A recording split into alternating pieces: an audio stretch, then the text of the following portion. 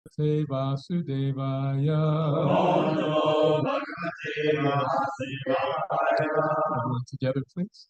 Narayana Namaskritya Namaskritya Devam Saraswati Vyasam Tadayam Nasareshu Likam Bhagavat Sevaya Bhagavati Namaswake Bhakti Bhagavati Nastiki.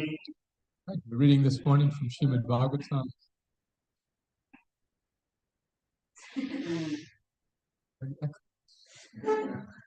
It's chapter 10, the third canto. We're reading 20 verses this morning about the subject of time. So we go ladies' side, men's side, pass the mics around, please, and we'll read all those translations first.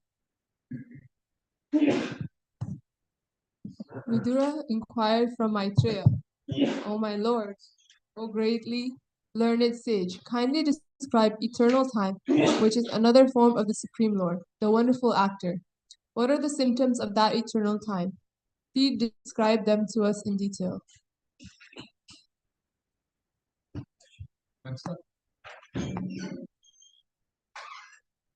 Maitreya said, eternal time is the primeval source of the interactions of the three modes of material nature.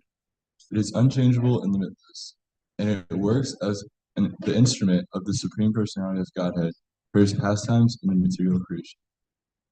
This cosmic manifestation is separated from the Supreme Lord as material energy by means of Kala, which is the unmanifested impersonal feature of the Lord. It is situated as the objective manifestation of the Lord under the influence of the same material energy of Vishnu. This cosmic manifestation is as it is now.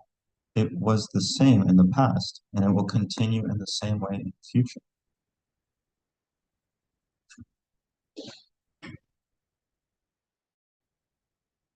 There are 9 different kinds of creations beside the one which naturally occurs due to the interactions of the modes. There are 3 kinds of annihilations due to the eternal time, material elements and the quality of one's work. This is referring to the annihilations, partial annihilation, total annihilation, also the annihilation of the material body. So.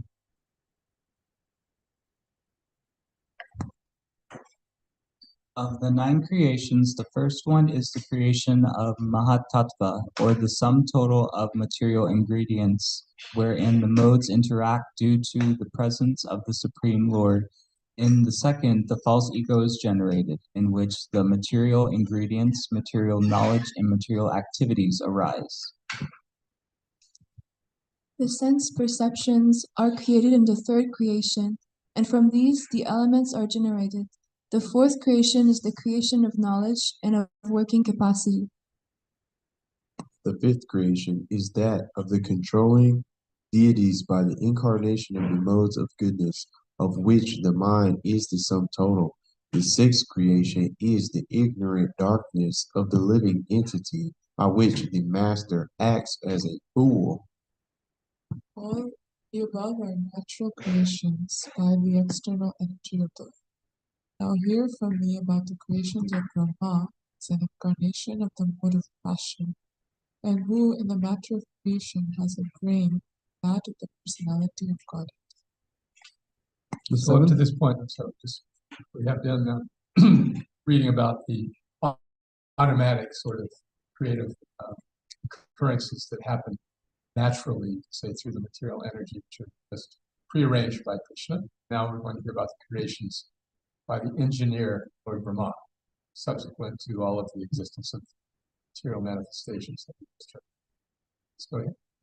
The seventh creation is that of the immovable entities, which are of 6 kinds: the fruit trees without flowers, trees and plants which exist until the fruit is ripe, creepers, pipe plants, creepers which have no support, and trees with flowers and fruits. And what a pipe plant is.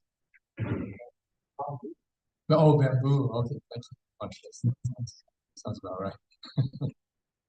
All the immovable trees and plants seek their substance upwards. They are almost unconscious but have they are manifested in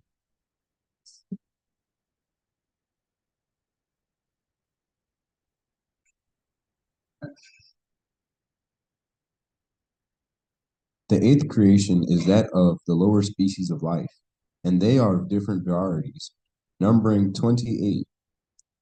They are all extensively foolish and ignorant. They know their desirables by smell, but are unable to remember anything within the heart. O purest Vidura, of the lower animals, the cow, goat, buffalo, Christian stag, hog, Galia animal, deer, lamb, and camel all have cloven hoofs. The horse, mule, ass, gora, sarabha bison, and wild cow all have one hoof. Now you may hear from me about the animals who have 5 nails.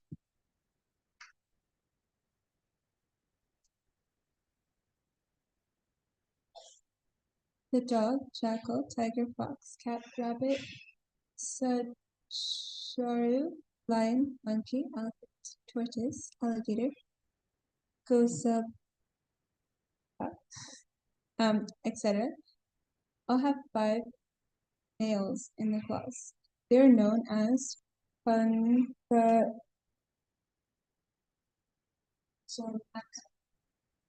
or animals having 5 nails. Apparently, this Koshapa is a Wana lizard. Sakaru, it's porcupine.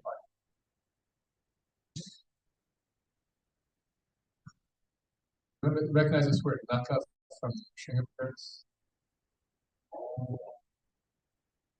Tails.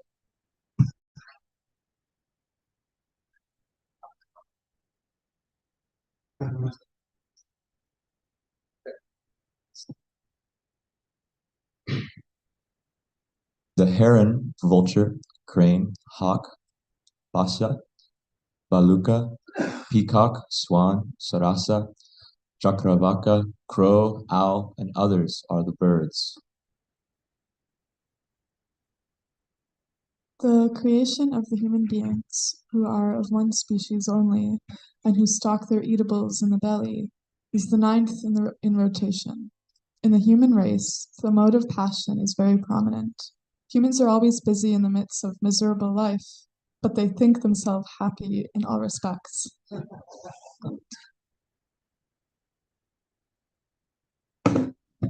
Oh, good Vidura. These last 3 creations and the creation of demigods, the 10th creation, are Vaikrita creations, which are different from the previously described Prakrita, natural creations. The appearance of a Kumara is both. The creation of the demigods is of 8 varieties. 1, the demigods, 2, the forefathers, 3, the asuras or demons, 4, the gandharvas or apsaras or angels, 5, the yakshas or rakshasas, 6, the sindhas, charanas and vigyaharas, 7, the bhutas, pretas, and pishakas, and 8, the superhuman beings, celestial singers, etc. All are created by Brahma, the creator of the universe. Now I shall describe the descendants of the Manus, the creator Brahma as the incarnation of the passion mode of the personality of Godhead, creates the universal affairs with unfailing desires in every millennium by the force of the Lord's energy. This is the purport in which Prabhupada concludes this chapter. Cosmic manifestation is an expansion of one of the many energies of the Supreme Personality of Godhead. The Creator and the created are both emanations from the same Supreme Truth, as stated in the beginning of the Bhagavatam. First line of the first verse of Bhagavatam. Ready? Janmadyasya yata. Everything emanates from the Supreme, absolute truth. Okay, so we may go back to verse 10, tale about time. This chapter is called Divisions of Creation. Chapter, verse 10. And first discussion is about time. This is Vidura's question. What about eternal time? Please explain. I'm sorry, that was 11. And Then he goes on to describe the subsequent creations of Brahma. So Vidura is asked, tell me about eternal time, and Maitreya says, Maitreya Uvacha Guna Vyati Karakaro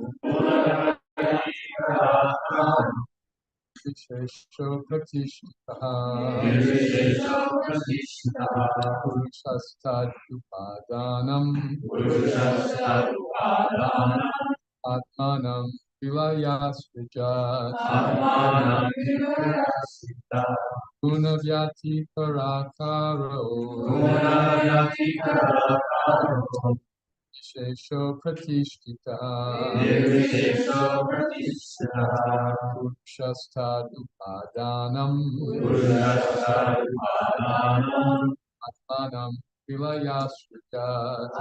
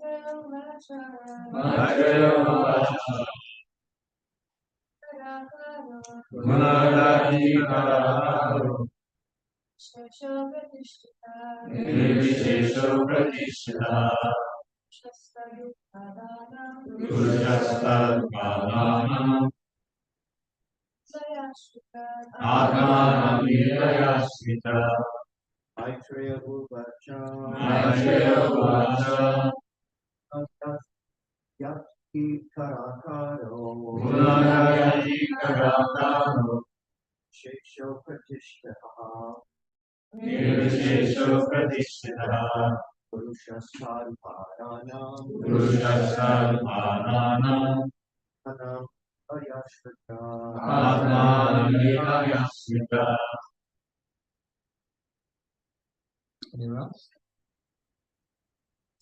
Synonyms together. Maitreya Varsha, Maitreya said, of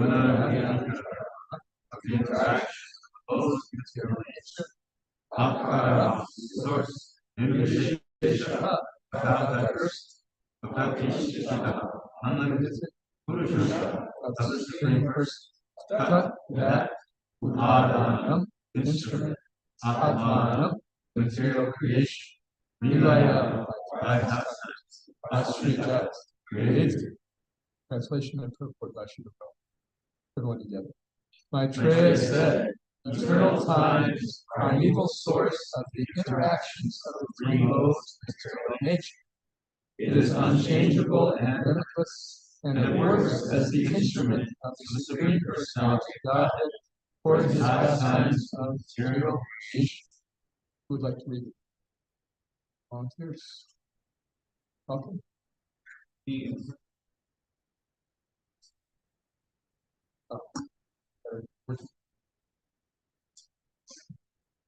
The impersonal time factor is the background of the material manifestation as the instrument of the Supreme Lord.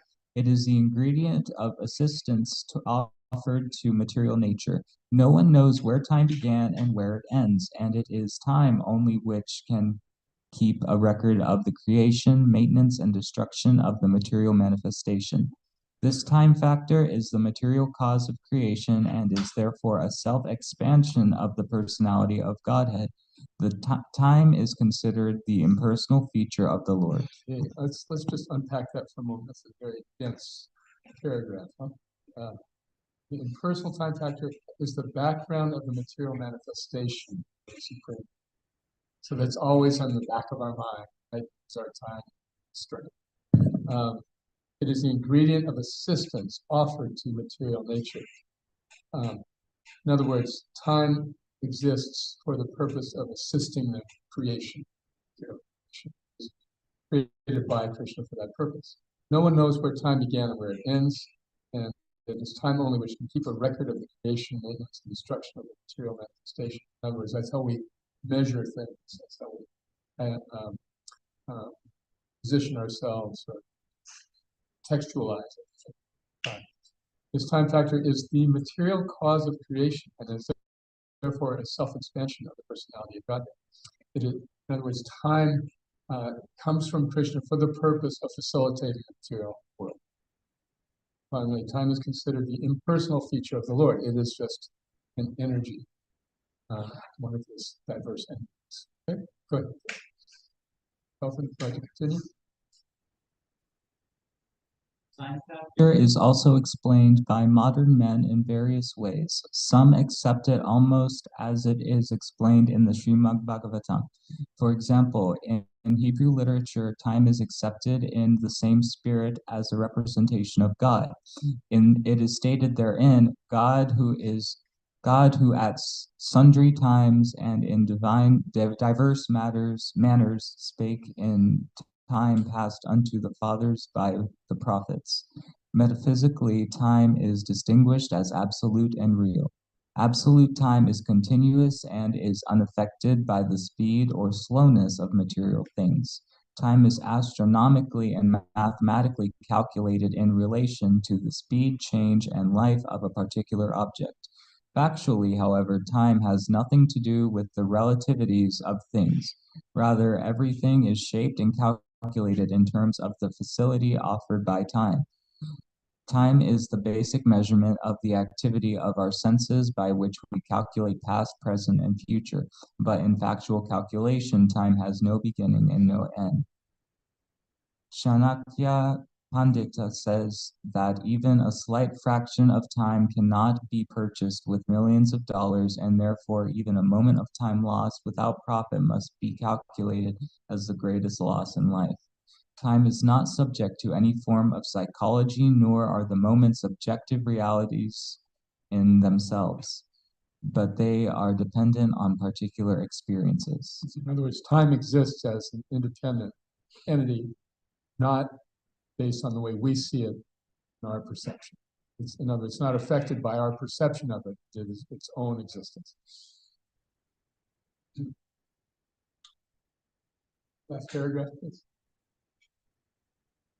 Therefore, Srila Jiva Goswami concludes that the time factor is intermixed with the activities, actions, and reactions of the external energy of the Lord. The external energy or material nature works under the superintendence of the time factor as the Lord himself, and that is why material nature appears to have produced so many wonderful things in the cosmic manifestation. Bhagavad Gita 9:10 confirms this conclusion as follows. Everybody? So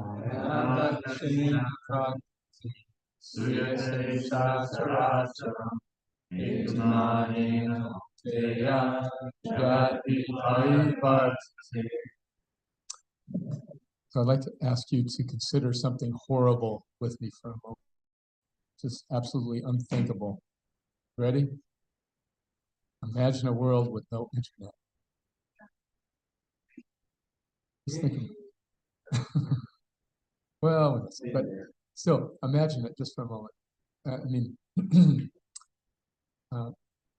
My parents grew up in a world where there was no commercial air travel. So going from one place to another was laborious, very time-consuming proposition on a train or car. And the cars, in fact, the cars were virtually non-existent anymore. And then I grew up in an era where there's no internet. It's not invented until the 70s. Anyway, so today we see how everybody is very much affected by it. It is just an integral part of our lives. We just count on it. Count on it, use it in so many ways. We think it's hard to imagine life without it. So to me, this is analogous of the time factor, which affects all generations. But we're just so accustomed to operating under the auspices of time that we don't even think about it. It's just integrated reality of our existence. So what we're learning here is that something that physics has discovered in the past decades also, that time is an independent energy. It is not just woven into the fabric of existence. It is not a function or a byproduct of something that happens materially. It is separate, independent energy. Okay, so that is really a mind-blowing thing to see, isn't it? This, what we read in Bhagavatam, has now recently been discovered by physics. But although physics can explain time as an independent energy, it cannot explain why it's there, or how it got there, or what it's doing. So for our purposes, it's very helpful to understand that time is not a given. It's not a given that exists in all creation. There is time in the material creation, but there's timelessness in the spiritual life. The abode of the Supreme is characterized by the absence of time. Time is conspicuous by its absence. We are so accustomed, conditioned to thinking in terms of time that we cannot even conceive of timelessness. But we do experience timelessness sometimes. See, I use time even to describe timelessness. It is within our experience to transcend the influence of time. Who can describe something in their life, anything? It might be positive or negative, but anything that is an experience you have where you forget all about time. Sleep. Very good example, right? Yes? Kirtan starts to really get going, everybody's looking around. Okay, that's a nice one. Any less glorious ones you can think of? Yes? That's when you're reading a good book, okay? Yeah. Yes, okay. Okay. Oh. Meditation. My humble obeisance, yes. Yes. When you're having really deep association with someone, Okay. So these are such wonderful elevated examples. Any experience is like emotionally intense. Fear, excitement, zoned out, away. Yes. Time consideration. Excellent. Okay. Yes, that's what I was thinking. Any more specifically, like TikTok or something, or all of a sudden, where did that last 2 hours go? Yes. So in all these varieties of ways, we do experience what it's like to be out of the consideration of time. But generally, time is very much dictating our activities. Time has 3 phases. What are the 3 phases of time? Past, present, and future. All right. Past, present, and future. So which modes are these three phases connected with? Past is mode of ignorance. Future is passion. That's what we. Present is a mode of goodness. Yes. So if we are very focused on the past, this is a symptom of the mode of ignorance. We all have this experience of doing something stupid, right? Do you ever have the experience of like dwelling on something stupid that you've done, regretting it, lamenting it, wishing you'd go back and do it over? I'm saying Nate, not even said particularly vigorously. So this is the influence of the mode of ignorance. Just looking backwards, feeling regret, lamentation, depression, symptomatic of the mode of ignorance. It's something that we can't change, that is still affecting us emotionally. This is ignorance, which leads then to other activities of ignorance. For example, intoxication, right? Just to forget the pain of the past. Let me just void out. Let me try to free myself from this regret that is gripping me. Okay. Now, how about the future? Future is again the mode of passion. So what are symptoms of being absorbed in the future? Anxiety, Anxiety, stress, stress, greed, what? Greed, excitement, yeah, fear, yeah, expectations, right? Something good or bad we're looking forward to, or we're not looking forward to. This is when our mind is in that frame of thinking, we're in the mode of passion. We're being influenced by the mode of passion. What's ahead? It's not that it's wrong or it's unadvisable to make plans for the future. But if our present moment is occupied by thoughts of the future, this is a symptom of passion. We read in the Bhagavad Gita that these three modes are always competing for supremacy. Sometimes passion is prominent, ignorance is prominent, and goodness is prominent. So these are not things we can necessarily control, but what we learn from Srimad Bhagavatam is how to recognize them. So at least we can understand. So that leaves us again the mode of goodness. What does it mean to be in the mode of goodness? so satisfied. Okay, self-satisfied, yeah, not worrying about the future or the past. Huh? Patience, yes, patient, because we're focused on the moment. Loving, yes. Being present. Being present, just in and of itself is such a profound, simple thing. There are whole schools of spirituality, meditation, just based on learning to be present, like Zen Buddhism, for example, right? Just be present. Like the cartoon, remember the Zen master is speaking to a student. He says, "I've noticed you've been particularly thoughtless lately." So the whole discipline is just to keep the mind in the moment. That's the mode of goodness.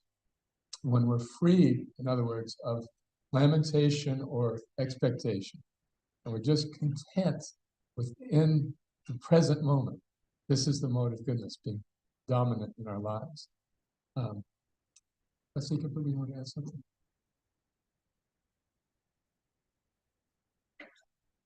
We got it. When you're dwelling on the past or the future, your mind is filled with the hamster wheel is going. You have just thoughts that are spinning in the head. But when you're present, the mind becomes still because you're focused on what you're experiencing, what's happening in the moment. Right. And what happens when our mind is fully present in the moment? The mind becomes still. And the mind becomes our servant. Yes, it becomes our servant, our ally, our friend. The mind is a terrible master because of the hamster wheel, but it's a great servant. So this is why in the Gita, Krishna says, it describes how the yogi learns to make the mind one's friend. And so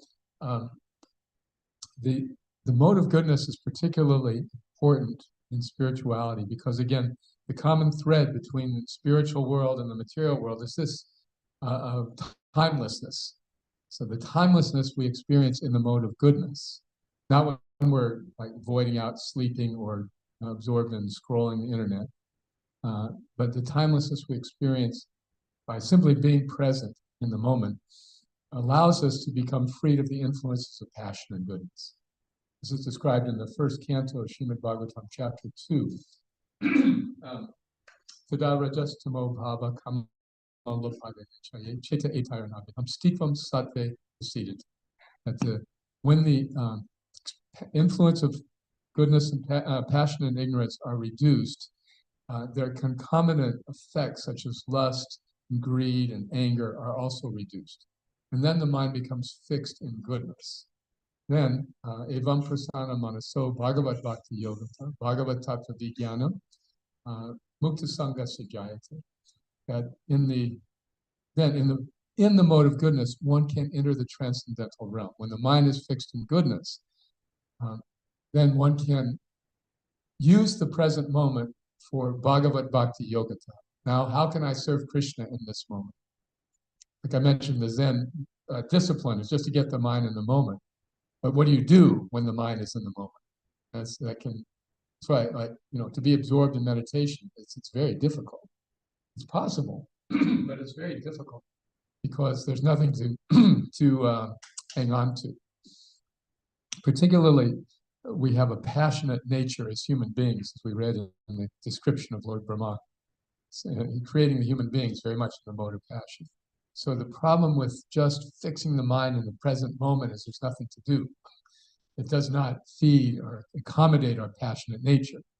So we need to do something. There needs to be some interaction, some dynamism. And that occurs when we understand Bhakti Yoga. Okay, now my purpose in life is serving Krishna. My purpose in life is serving God. That is what I am to do. This is what we see in Lord Brahma. This is what we see in our own lives. We have nothing to do, and we fall again under the passion and ignorant influences. But if we have something to do, that's in the mode of goodness, that's in the present. That's the doorway to transcending the influence of time altogether.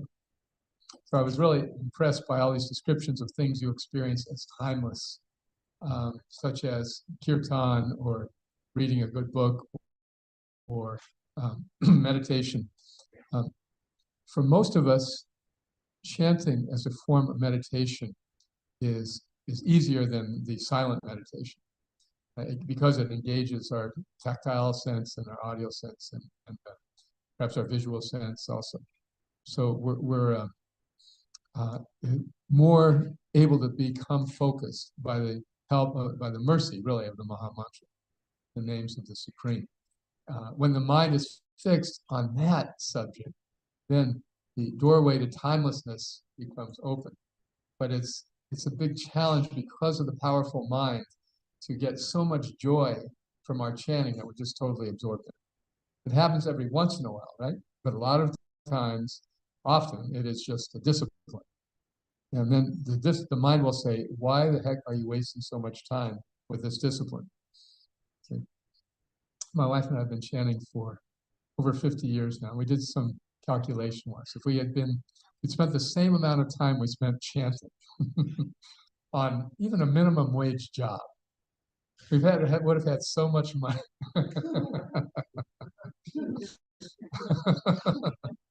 A rather startling amount of money.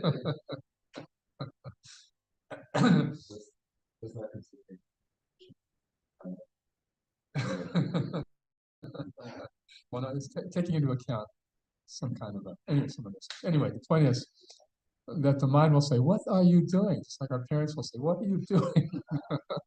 Even the great devotee Madhavendra Puri said that since he's taken up bhakti, all the wealthy people are saying, what are you doing? You could be preparing for your future. What mode is that? That's passion, yes. You could be doing something to prepare for your future. You could be doing something passionate. What are you doing? Like my dad used to say, what do you do in your ashram? Just look at your navel all day? We can say we're investing in country. This is the point.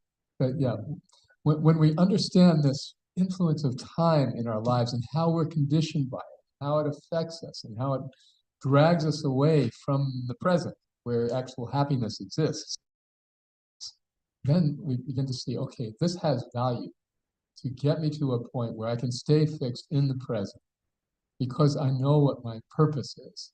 I have a reason for being in the present. We don't please Krishna by worrying about the future or being anxious or being lamenting about the past. That has nothing to do with devotional service. That devotional service begins in the present moment. That's the mode of goodness, and then that is described in the Bhagavatam. That's the gateway to transcendence. So what's the difference between, for example, a neophyte devotee and an advanced devotee? The neophyte devotee says, okay, I'm chanting because I made a vow and I promised, and I know it's good for me. And sometimes it's sweet and sometimes it's not. But I'm doing it every day because I'm disciplined. But the advanced devotee, like Rupa Goswami, describes his experience of chanting, which differs considerably from ours. He says, Tunde Tundavali Ratim Vitanute Tundavali Lataye. Whenever I chant, when the holy name's vibrating on my tongue, I wish I had millions of tongues. And when the holy name is entering my ears, I wish I had millions of ears. And Chaita Prangini Sarvani Vijayate Sarvendriyanam. When the holy name dances in the courtyard of my heart, conquers the activities of my mind, and thus the senses become inert. Isn't that amazing? Inert means what? Inactive, yeah. So the senses become just because of the great joy that one is experiencing in chanting. So this is the impact of timelessness in Krishna consciousness. That's the point. In the spiritual world, that's what's going on all the time. Everyone is too much busy and blissful serving Krishna to be worried about past or the future. Any discussion on these points? Okay. Jonathan.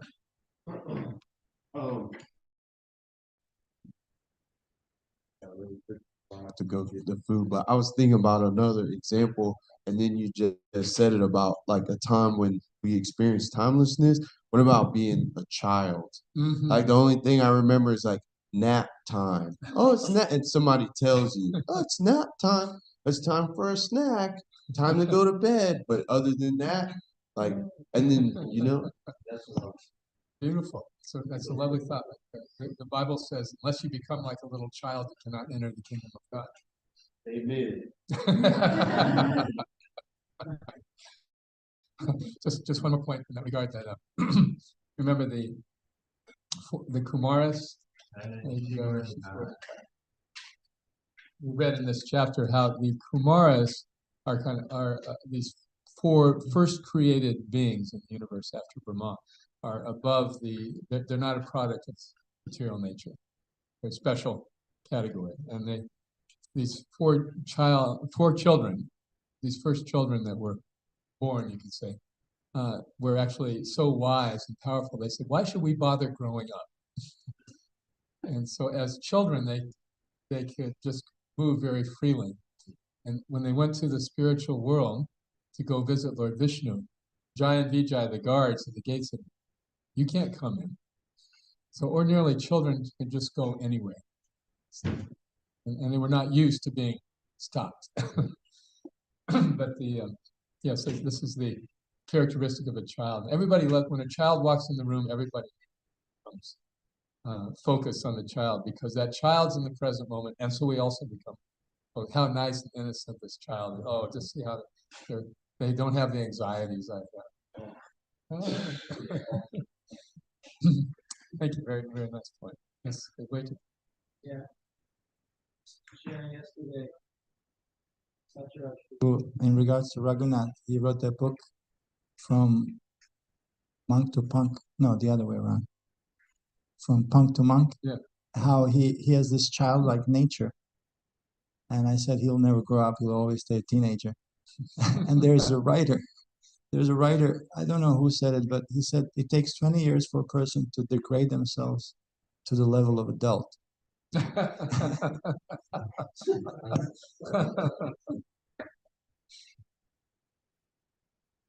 Yes.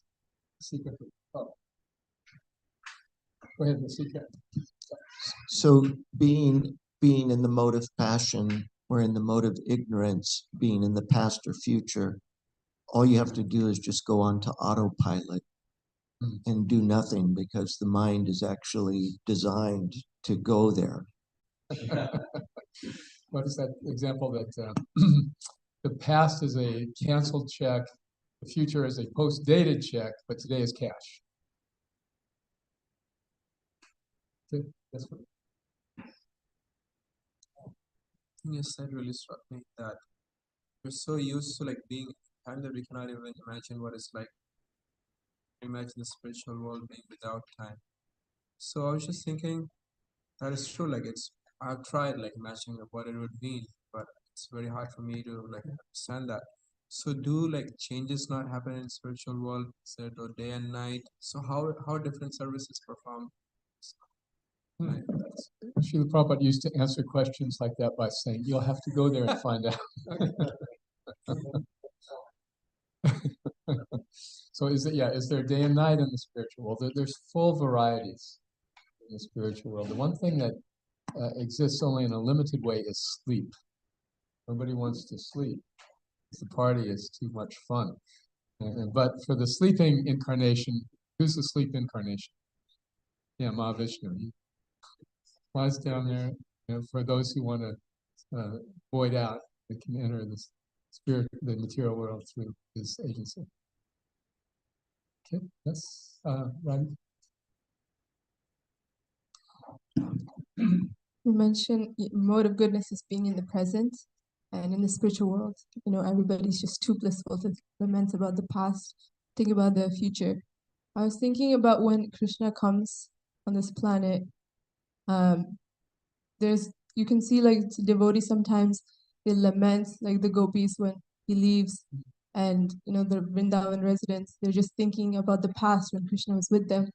And then there's times where devotees are hankering for Krishna's association, and they're always thinking about that moment, which is like in the future. So how does that, I guess, how can I understand that? Our hankering and lamenting are sad or stressful. That kind of hankering and lamenting is blissful. That hankering, that feeling of separation from Krishna is considered the highest expression of bhakti because it's so all-encompassing.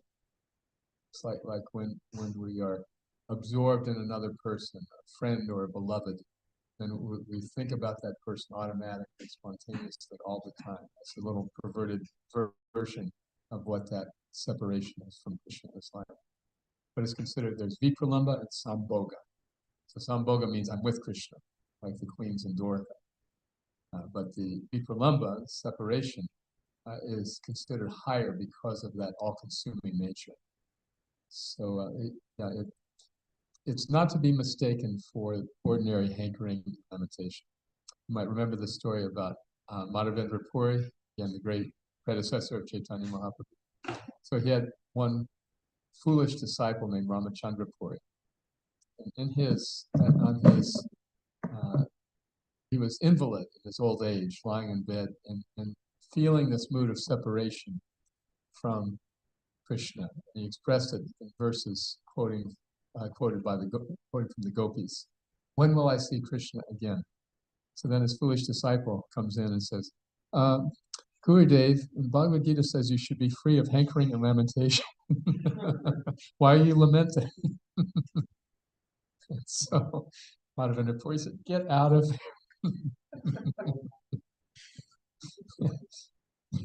Could not distinguish between mundane and spiritual lamentation.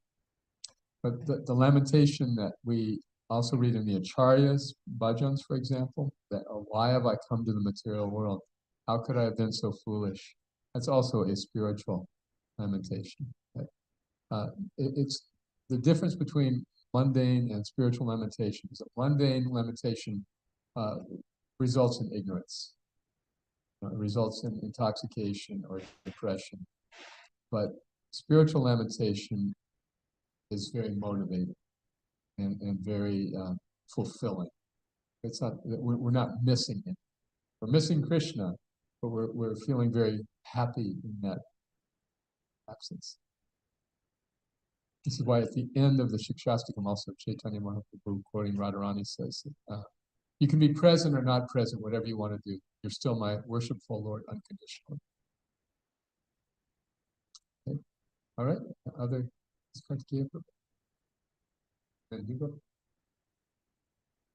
I was thinking that just the activities of accepting and rejecting, and just, I guess when I think about the mind, the last thing that I think about that is that it's in the mode of goodness. But in one of these verses, it says that the mind is the sum total of the mode of goodness. So I'm just trying to understand, like, how is it that just based on the activities, maybe it's just my conditioned mind, but yeah.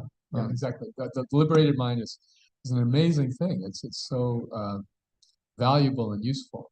The mental capacities of previous generations are just incredible compared to ours.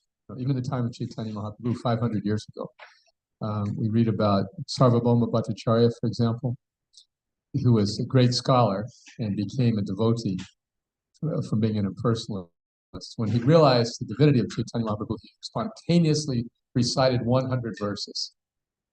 And those verses were, they're all poetic and beautiful. And then, but he, out of his humility, he destroyed them all. Only one or two remain. And those are such amazing. Vairagya Vidya Nitya Bhakti Yoga. Yeah, go ahead. Shantara.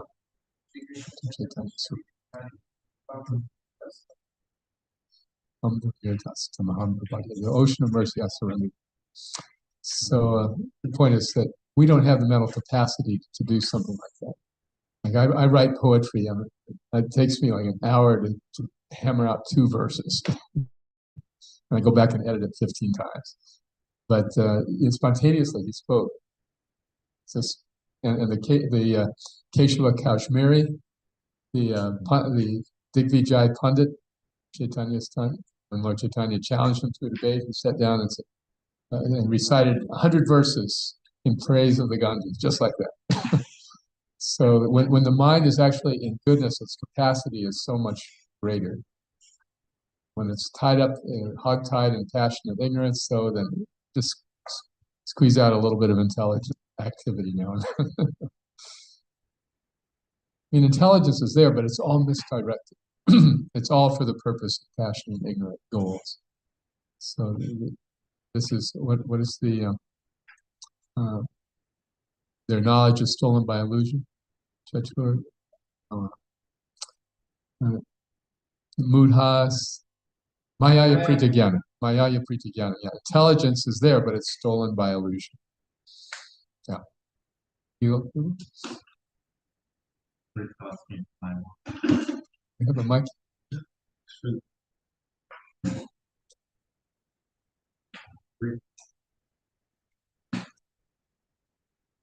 Hello. 3 brief thoughts come to mind. One is that when you were using the example of the child coming into the room, it's an example of timelessness. I'm reminded of in my own family, we have a dog. And my father would always glorify this dog because he would say, this dog, we're over here, we're dealing with taxes and jobs, and we have to host guests, and we're doing travels, and we have to take care of the home. And he just sits there. He just sleeps. He gets hungry, he eats.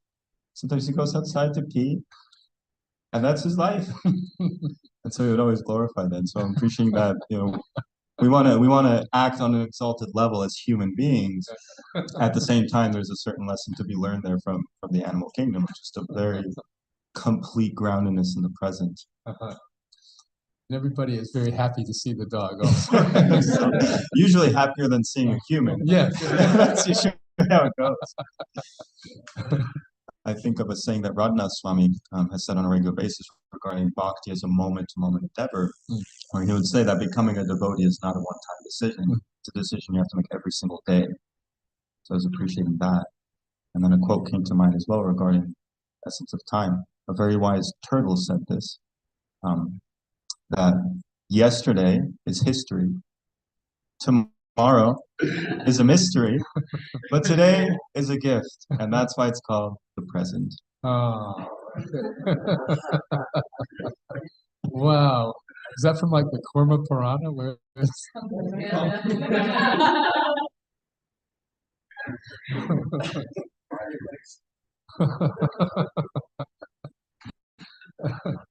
All right. Anything else? Thank you. We also read that these 3 modes, they're battling for supremacy. How come the mode of goodness seems to struggle against the other 2? It's conditioning. Society is very, very passionate, and we're always driven towards passionate goals. Education and career and money, family. These are all things that are just inbred in us and ingrained in us. Like, this is the purpose of our life. So there's little time for activities in the mode of goodness, such as meditation or philosophy. Most people, if you go out and distribute books, sometimes you'll meet people who say, I have my own philosophy. And if you ask them what it is, it's often, like at least in my recollection, they would just be more or less making it up on the spot. It's just kind of like, well, the way I look at things is, okay, but it's not the product of careful consideration. People will give far more attention to their economic opportunities than their philosophical position in life. Right? So it's just not valued in our society. The people who are Brahmins, who are teachers and spiritual guides, are not valued in the Vedic culture. They're valued so much that they're supported. They don't have to worry about how to earn a living. They're provided for like you would provide for children or dogs. They can just exist and teach and share the realizations and help people come above the passionate and ignorant. So the problem with passion is it leads to ignorance. It's nectar in the beginning, but it's poison. Why is there so much intoxication? There's endless problems with intoxication and OxyContin and alcohol and heroin and tobacco and caffeine. Endless problems because people are trying to escape the stress of passion.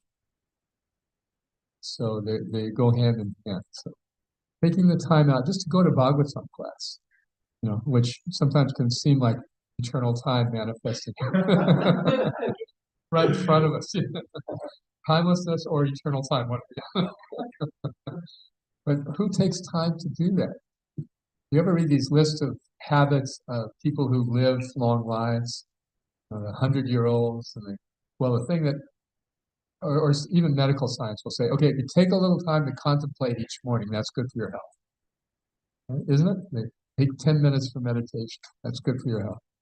So we take a couple of hours every morning to meditate and to think about philosophy. So the goodness does not come cheaply and easily. We have to. It comes to children freely, and they're ruined in 20 years.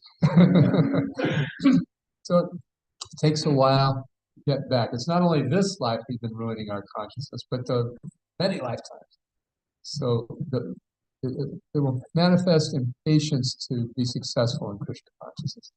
Just to stay in Krishna consciousness. You don't have to be spectacular. Just stay.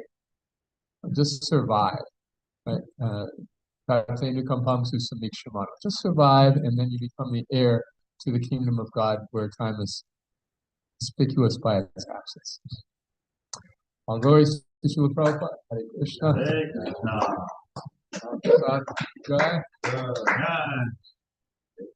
A minute now. Time is slipping away.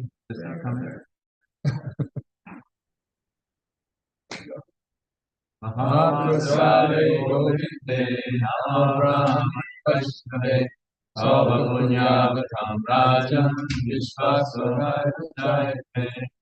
Fortunate persons develop faith in spiritual food remnants of the Lord, in the need of the Sri Govinda, Supreme Personality of Godhead, in the Transcendental Krishna, and in the Vaishnava.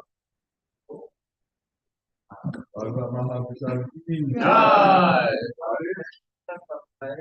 On the porch,